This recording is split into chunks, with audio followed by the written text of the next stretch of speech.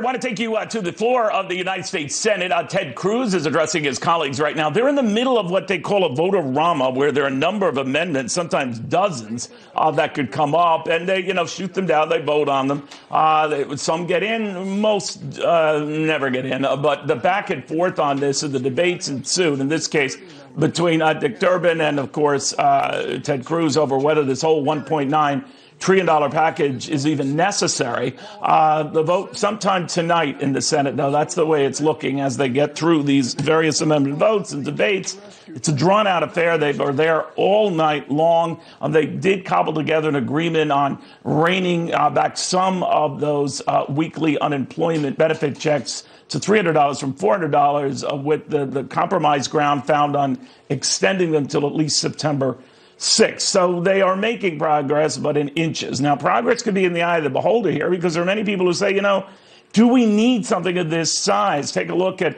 what happened in the markets and why they were acting the way they were. Up strongly on a jobs report that showed 379,000 more of them in the latest month, and the unemployment rate inching down to 6.2%. The feeling seems to be that we're doing A-OK, and we don't need this type of massive help. David Bahnsen joins us right now, the Bahnsen Group CIO, Kelly Hyman, Democratic strategist, Danielle DiMartino-Booth, the former Dallas Fed advisor. Danielle, I ended with you, and from your perspective, having worked for the Federal Reserve, from Jerome Powell, the Fed head, and some of his district presidents, to a man and woman, they've been saying, we want to err on the side of big stimulus. We'll sort it out later, but better to go big. So they seem to be supporting this, should they? I think that the Federal Reserve has tiptoed too far into the political foray and should not be commenting on the size of the stimulus package, especially because a lot of their own internal work has shown that the multiplier effect, so to speak, is not going to be as strong as what it was when we initially needed the relief, as when the shutdowns initially occurred. That need no longer exists to the same extent. To even a fraction of an extent, there are permanently unemployed Americans, and that number is stubbornly high, about 4.5 million from what we saw with Friday's jobs report. So there are going to be Americans who are going to need continued assistance, but again, the 1.9 trillion is very much a shotgun as opposed to a rifle, and being targeted and spending taxpayer money wisely. You mentioned interest rates are rising before the break. If we get true inflation because you're pumping too much money into the economy, that sets off a whole different chain of events that we don't necessarily need to see in an over-indebted nation as we are. Well, Joe Biden, when asked that very question, does not seem to fear that happening, that this is almost too stimulative and will, get inflation going. David, what did you make of that? Well, I actually think that it's very unlikely that the White House economic advisors right now even disagree with Larry Summers and some of the others that have thrown water on this. I just think they're in too deep. I think politically right now for them to backtrack from this, it would be really, really devastating. It was very unwise to come out so big, and it was even more unwise to come out with, as Danielle said, something that is so shotgun-oriented. A rifle would have been really, really effective here. We can disagree, as I do, about the amount of money they want to give directly to the states, but this $1,400 issue and the way that they're structuring the direct payments, it's not even stimulative. It's really just silly. And so I think that they're in a position politically that they can't backtrack from. That might be the case, but Kelly, then I'd start wondering about when you look under the hood and you sort of get into this package and you realize that more than half of it is in future years and a good chunk of it has nothing to do with COVID. I can understand an eye-popping figure like $1.9 or $2 trillion. But they seem to be, that is, those pushing this, shooting themselves in the foot in the face of strong economic news to advocate for something that they argue the economy needs right now, yet more than half of this is not for right now.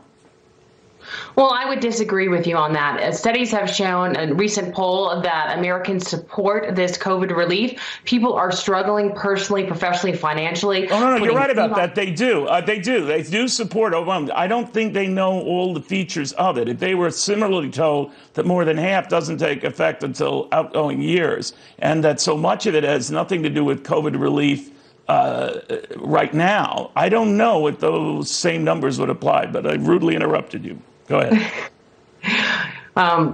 I would disagree with you on that. I think, we had one senator who wanted to waste time and read 10 hours of the bill. I think that's horrible. I think the Democrats want to help American people, and they are independent thinkers. They are negotiating a deal on it. But I would disagree with you. I think people are struggling, and they need help financially. They need health care. Small businesses need help. And I think if American people knew 100% about the bill, which I do believe they do, I do believe that they would support it. It's a shame that the Republicans are so against this bill and not helping the American people.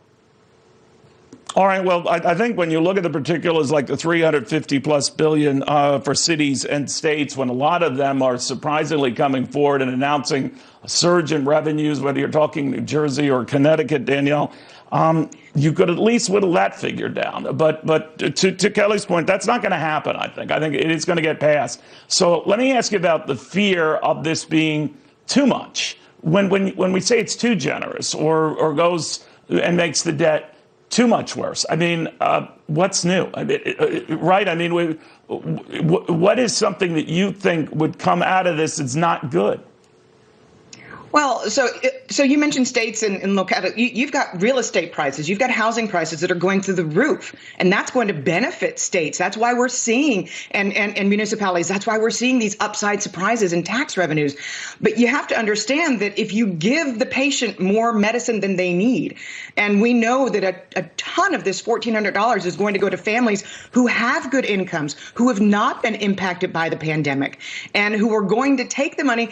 Are they going to put it into even higher priced housing? Are they going to put more? And we know a ton of it has flowed into the stock market. Are they going to put it into the stock market and potentially push those prices too high to where you're really setting up for quite the hangover come 2022, come September, when these unemployment insurance benefits wear off and you're back at square one because so little of the actual legislation is being applied to the people who need the help the most.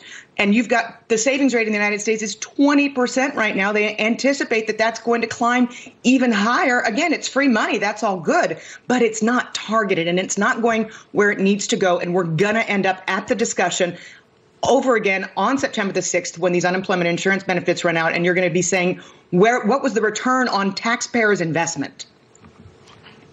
All right. Well, the debate right now seems to be not that if, but when. And this does look likely. So then we can explore, and as we will a little later, then the results once we do get it, and follow-up spending, including a big infrastructure package that could be coming soon afterwards. Guys, I want to thank you in the meantime.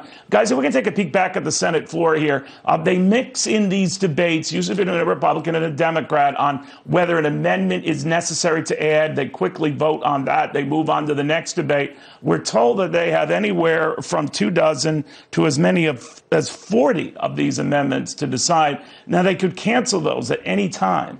But for now, they're debating them one at a time. That's why they call it a vote-a-rama. And then they get to the actual vote, which has no rama attached to it after this.